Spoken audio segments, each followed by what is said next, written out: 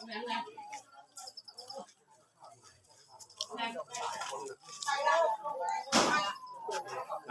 บสวัสดีครับพี่น้อ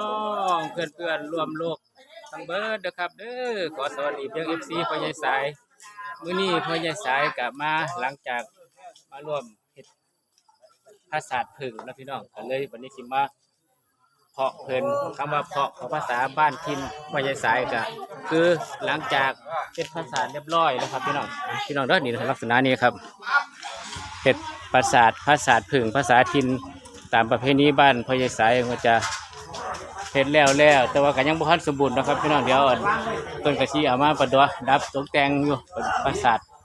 เงินเป็นหลังแล้วก็ปราสาทผึ่งนะครับพี่น้องปราสาทต้นกล้วยเฮ็ดปราสาทผึ่งปืนก็เป็นจังหันเป็นทำบุญหงายพระเข่าคำว่าหงายพระเข่านี่บ่แม่นแจกเข่าเด้อพี่น้องเด้ออันนี้เป็นหงายพระเข่าคือตามที่ตามประเพณีของบ้านพ่อใหญ่สายนี่ก็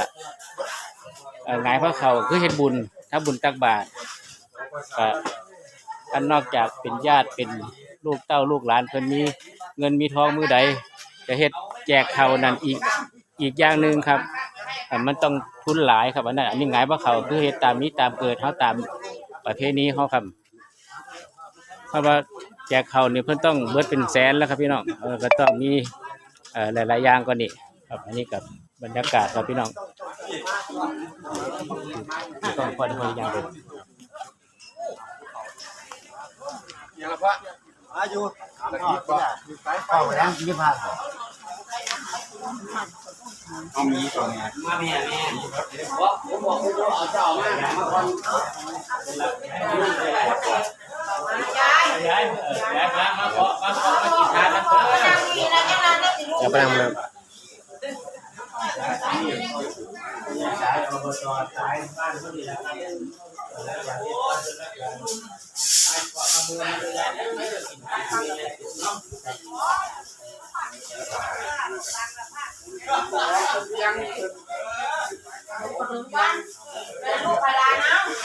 ท่านหลักพี่น้องอันนี้เป็นประเพณีของท้องถิ่นนี่ครับนี่หลังจากเฮ็ดภาษาเรียบร้อยแล้วก็เป็นชาวบ้านเพิ่นหรือบ้านใกล้บ้านไกลตามญาติพี่น้องเพิ่นก็มากินมาเพาะมาโมน้ำเพิ่นว่าก็มากินมาทานน้ำตามกำลังผู้ละ100 200ผู้ละ20 30ก็มีครับพี่น้องแล้วก็เพิ่นจะได้รับของฝากตามกำลังเฮาครับอันนี้ครับอันนี้หลังจากพ่อใหญ่สายมาเพาะมาโมแล้วก็เป็นข้าวสารตามจำนวนก็โลนึง2 โลก็แล้วแต่ครับแล้วแต่ความเหมาะสมแล้วครับแต่ละคนก็ได้ของฝากไปครับพี่น้องของฝากก็คือเป็นขนมข้าวปุ้นครับน้ำยาพร้อมครับพี่น้องตามถือว่าเป็นน้ำใจจากเจ้าภาพเพิ่นเล็กๆน้อยๆก็ถือว่าเป็นของฝากจากผู้มากินมาทานน้ำเด้อพี่น้องเด้ออันนี้เป็นประเพณีของท้องถิ่นแต่ละบ้านครับ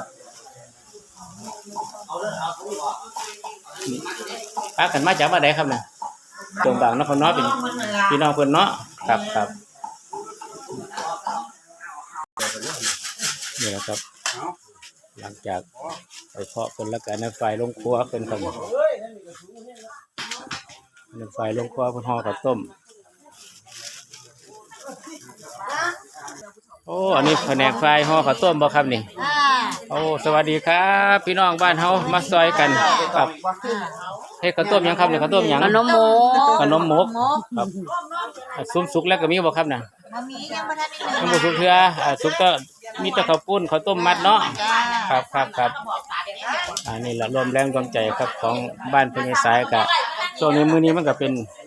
ฝนเบิดมือครับพี่น้องเพราะว่า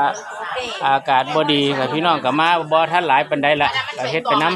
ำเพาะโมกันก็ซุ่มแล้วก็เอาเพิ่นก็ใส่ห่อของฝากของต้อนแล้วครับพี่น้องนี่ล่ะครับพี่น้องบรรยากาศมื้อนี้ก็ฝนตกเบิดมือหากันหากันซาเบ็ดครับพอเห็นแดดจัก10%นี่แหละเห็นแต่ดวงตะเวนตะวันนะครับนั่นล่ะครับอันนี้เป็นประเพณีถิ่นประเพณี ขนบธรรมเนียมประเพณีของชาวบ้านพ่อใหญ่สายนะครับ เด้อบ้านดอนขนุนตำบลด่านศรีสุขอำเภอโพธิ์ตากจังหวัดหนองคายครับก็ซอยกันตามกำลังตามอัตภาพ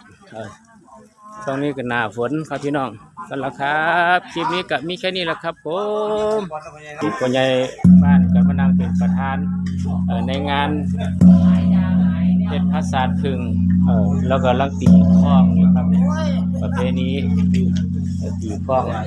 ธรรมเนียมประเพณีของชุมชนของประเพณีของหมู่บ้านพญาสายนะครับพระศาสตร์พึ่งครับคลิปนี้ก็มีแค่นี้แหละครับผมสวัสดีครับ